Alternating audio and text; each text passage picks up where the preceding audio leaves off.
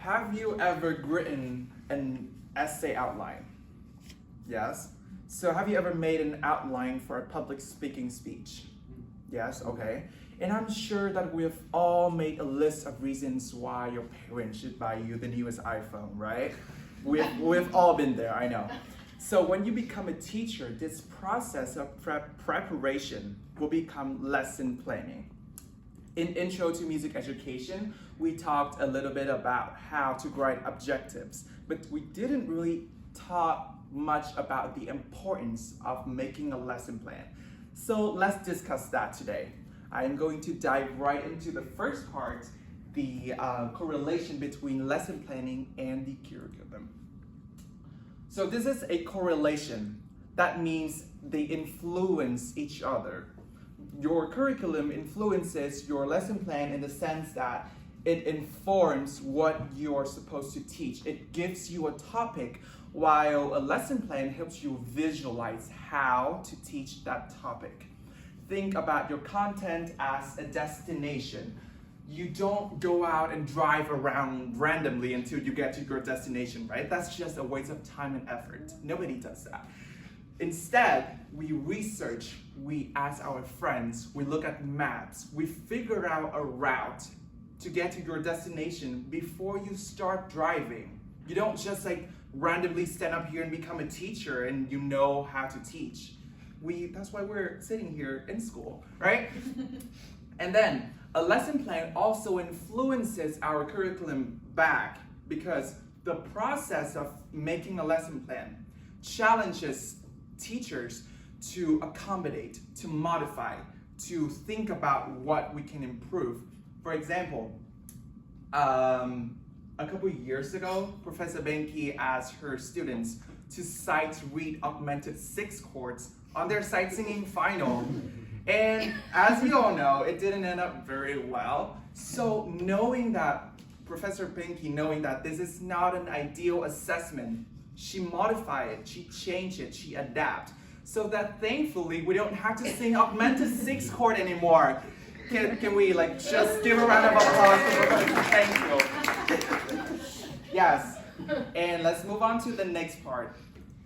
The importance of lesson plan to us as teachers.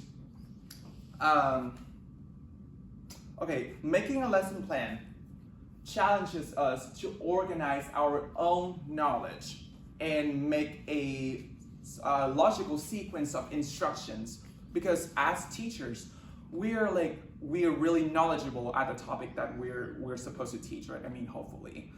So since we're talking about something that we're so passionate about, something that we're so knowledgeable about, we have the tendency to overshare, to share everything that we know about a topic with our students because we want them to be as comprehensive as us.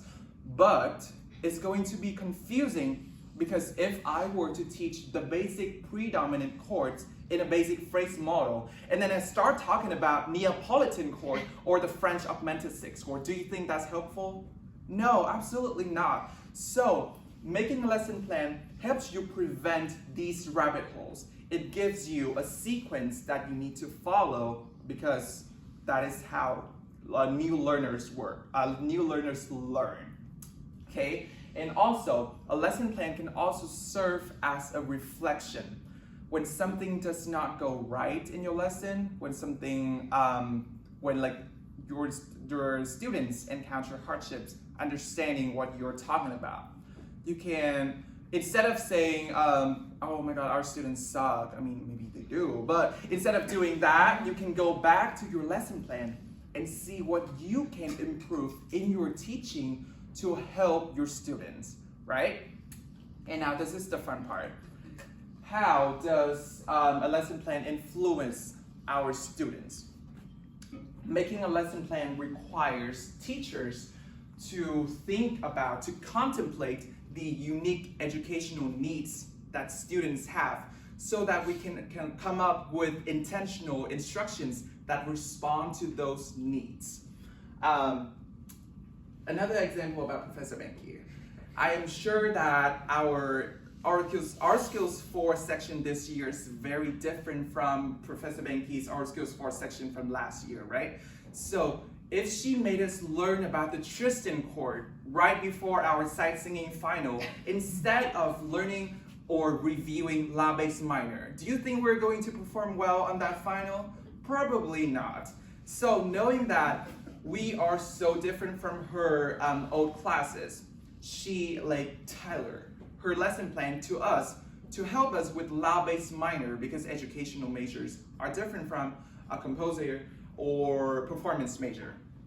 Okay, so making a lesson plan helps you think about the lesson or the learning progress from your student's perspective. And this is how student-centered classrooms are initiated.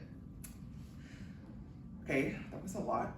So today I talked about how making a lesson plan influences our curriculum, our students, and ourselves as future educators.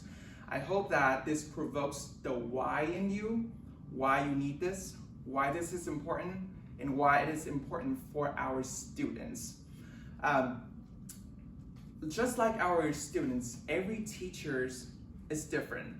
Therefore, forcing one model of lesson planning on all teachers are so harmful. I hope that after knowing the importance of making a lesson plan, you will find your why and develop a method of planning lessons that benefits you and your students. And that's all I have today.